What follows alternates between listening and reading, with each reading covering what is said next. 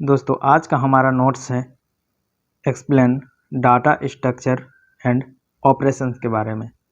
आज हम इसके बारे में देखेंगे क्या है। आंसर है, पहला लिखेंगे definition of data structure.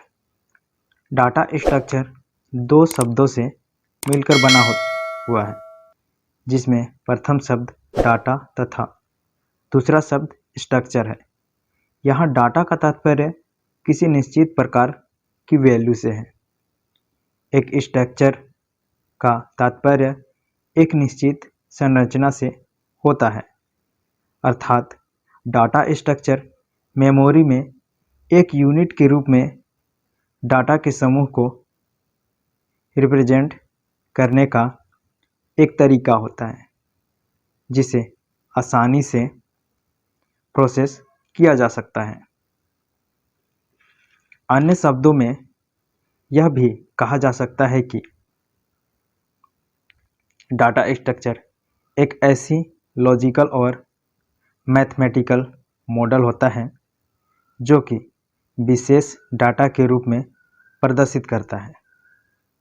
Data structure generally निम्न चीज़ों को प्रदर्शित करता है, जैसे है डाटा के ऑर्गेनाइजेशन को और डाटा को एक्सेस करने की मेथड को तथा डाटा इंफॉर्मेशन को प्रोसेसिंग के दौरान उपयोग करने के विभिन्न तरीकों को।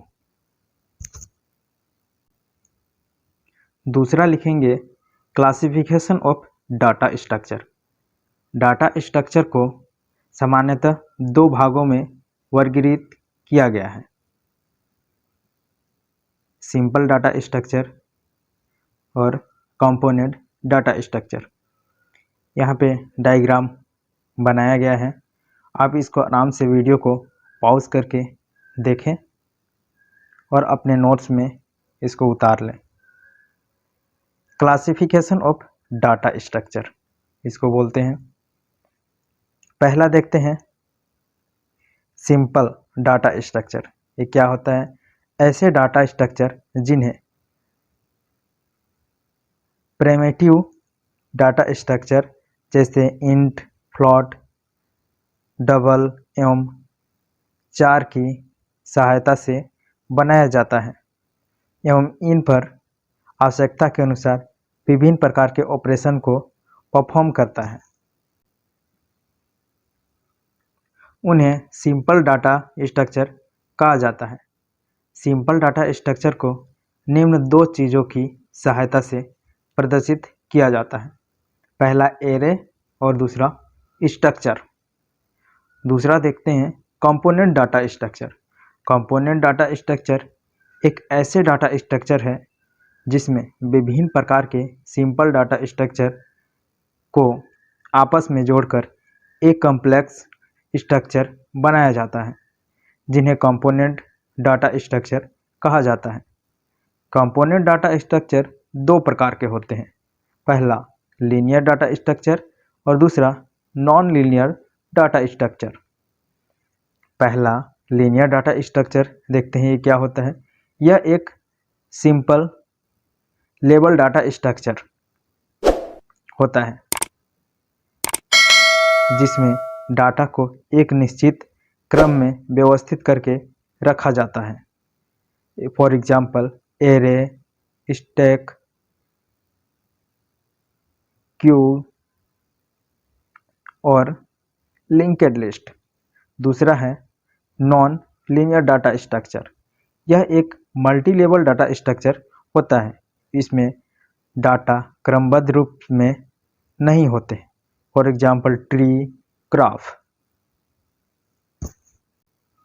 डाटा स्ट्रक्चर के तीसरे नंबर में लिखेंगे basic operation of data structure या टर्मिनोलॉजी।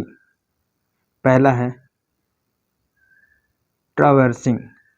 डाटा स्ट्रक्चर के प्रत्येक एलिमेंट को केवल एक बार विजिट करना या ट्रैवर्सिंग कहलाता है। दूसरा है सर्चिंग। डाटा स्ट्रक्चर में किसी एलिमेंट को खोजना, सर्चिंग कहलाता है और किसी भी एलिमेंट को हम इंडेक्स से सर्च करते हैं। तीसरा है इंजर्शन। डाटा स्ट्रक्चर में समान प्रकार के एलिमेंट को इंसर्ट करना या इंजर्शन कहलाता है। डाटा स्ट्रक्चर में एलिमेंट को कहीं भी ऐड किया जा सकता है। चौथा डिलीशन। डाटा स्ट्रक्चर में से किसी एलिमेंट को रिमूव करना डिलीशन कहलाता है। डाटा स्ट्रक्चर में एलिमेंट को कहीं से भी रिमूव किया जा सकता है। पांचवा है सॉर्टिंग।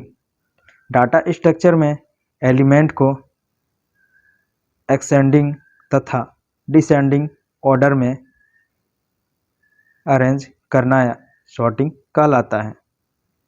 छठवां है मर्जिंग। दो अलग अलग डाटा फाइल में व्यवस्थित या फिर स्थित एलिमेंट को एक डाटा फाइल में कंबाइन कर स्टोर करना मर्जिंग कहलाता है। सातवां है create. Create operation program element के लिए मेमोरी को रिजर्व करता है। यह कार्य डिलीशन स्टेटमेंट द्वारा किया जाता है। डाटा स्ट्रक्चर का क्रिएशन या तो कंपाइल टाइम या रन टाइम में होता है। आठवां डिस्ट्रॉय। डिस्ट्रॉय ऑपरेशन एक विशिष्ट डाटा स्ट्रक्चर के लिए दिए गए मेमोरी स्पेस को समाप्त करता है। सी लैंग्वेज में फ्री का उपयोग सामान्यतः डिस्ट्रॉय ऑपरेशन के लिए ही किया जाता है। नौवां सिलेक्शन। सिलेक्शन ऑपरेशन का यूज़ डाटा स्ट्रक्चर में किसी ऑपरेशन या फिर पार्टिकुलर डाटा तक पहुंचाने के लिए किया जाता है। 10वां update. Update operation data structure में डाटा को अपडेट या मॉडिफाई करता है। ये तो है डाटा स्ट्रक्चर एंड ऑपरेशंस। इसको आप ध्यान से पढ़िए और अपने नोट्स में उतारिए। आपके लिए बहुत ही फ़ायदेमंद साबित होगा।